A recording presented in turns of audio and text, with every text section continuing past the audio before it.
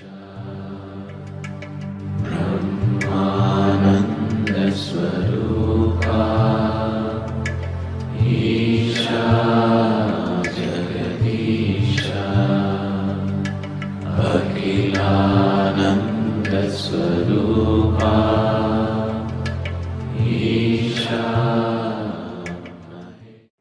live in times when faith and spirituality have become very inflammable. Don't put them in the same basket. Okay, let's talk about faith first. We live in times when faith, for certain, has become a very inflammable, easily politicized conversation. If faith should have been personal today, it's not. Today you actually have decisions taken in the name of somebody's faith being injured. So you mentioned food right now. I read somewhere that you said there's nothing religious about the act of food, just eat what you like.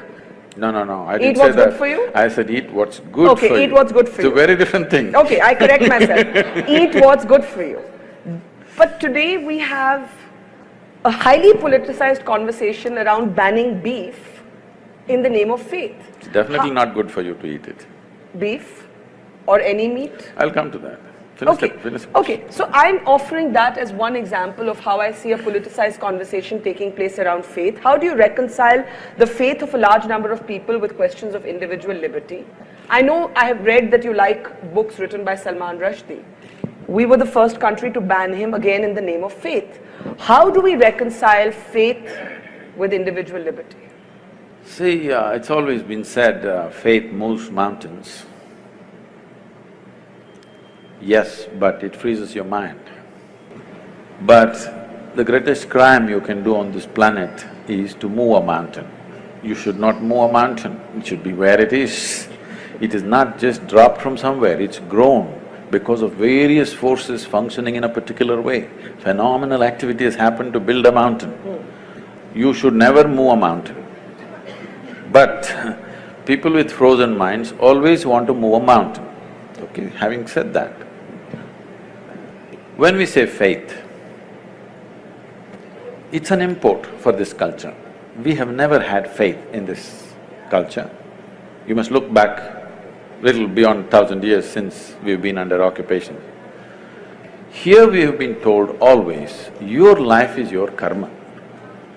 Karma means action. Whose action? Your action. So what we are saying is, your life is entirely your making. There is no someone sitting up there and managing this for you. This is entirely yours. But for every action that you perform, whether physical, mental, emotional, energy-wise, whatever kind of action you perform, there is bound to be a consequence. If you're ready for the consequence, do whatever.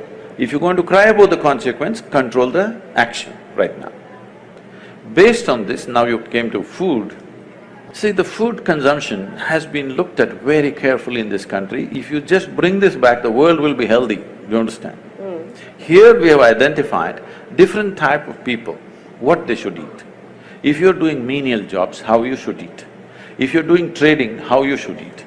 If you're into spiritual process, how you should eat. If you're into education, how you should eat. Why this is each person needs a different type of building of the body. You want to run 100 meters next to Mr. Bolt, what kind of food you should eat? You just want to work in Delhi, what kind of food you should eat? You want to think in a certain way, what kind of food you should eat? For all these, we have very clear prescriptions. Now, when it comes to food, what it means is, we are taking another life, whatever that is, it may be plant life, animal life, whatever. You're taking another life, ingesting it, and you have to make it your life. That's the whole thing. What is your life, what is that life, if you look at it? All life on this planet is coming from the earth. This body is also the same soil, this is also same soil. If there is a earthworm, that is also same soil. But see how it has become, how this has become, how that has become. If I give you like a mango or a banana? Mango. Mango. I know, you're ruling the state right now. Now, if you eat a mango, this mango becomes a woman in you. If I eat a mango, the same mango becomes a man in me. If a cow eats a mango, the same mango becomes a cow in the cow. Why is this happening? There is a certain information or software in you Whatever you eat, it transforms it into a woman. If I eat, it transforms it into a man. If a cow eats, that becomes a cow.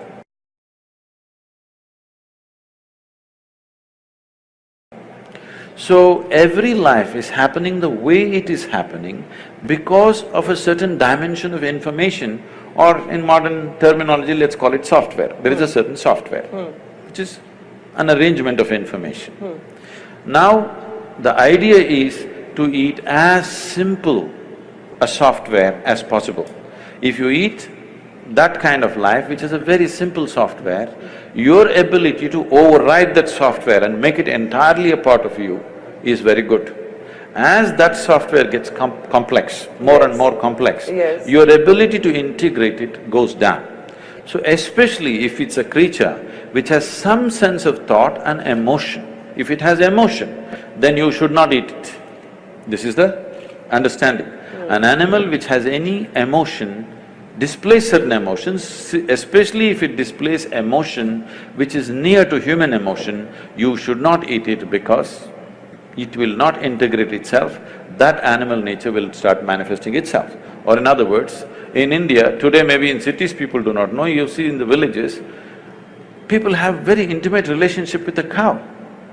They have drunk the milk of that cow, their children are drinking the milk of that cow. There is a very deep relationship. If you do not know this, cow is one creature.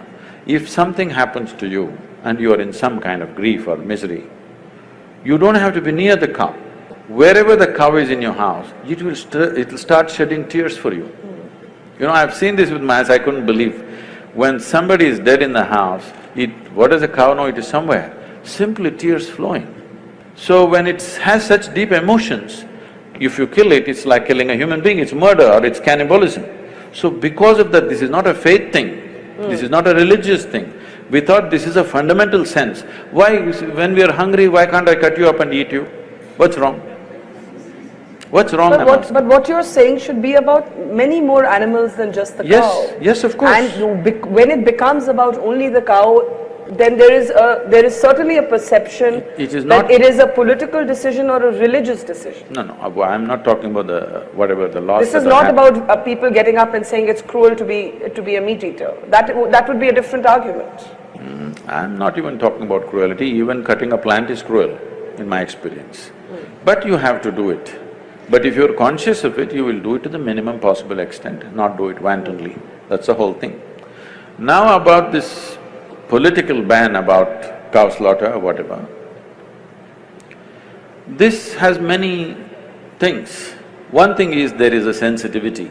Once you drink milk from the cow, she's like your mother. Killing your mother and eating her up is something people cannot digest in this country.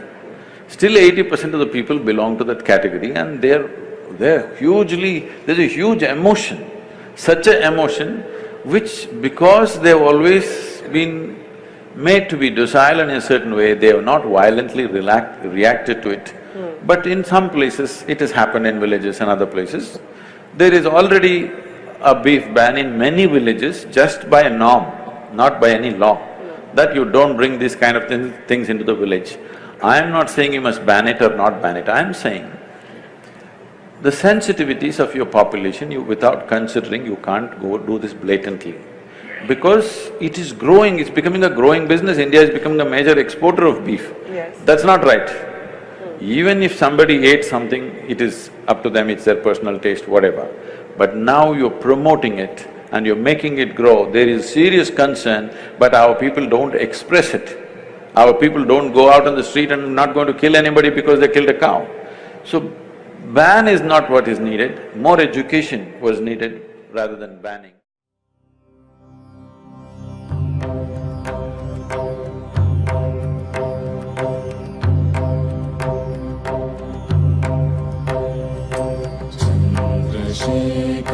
Chandrasekhara, Chandrasekhara, Pahi Maa. Chandrasekhara, Chandrasekhara.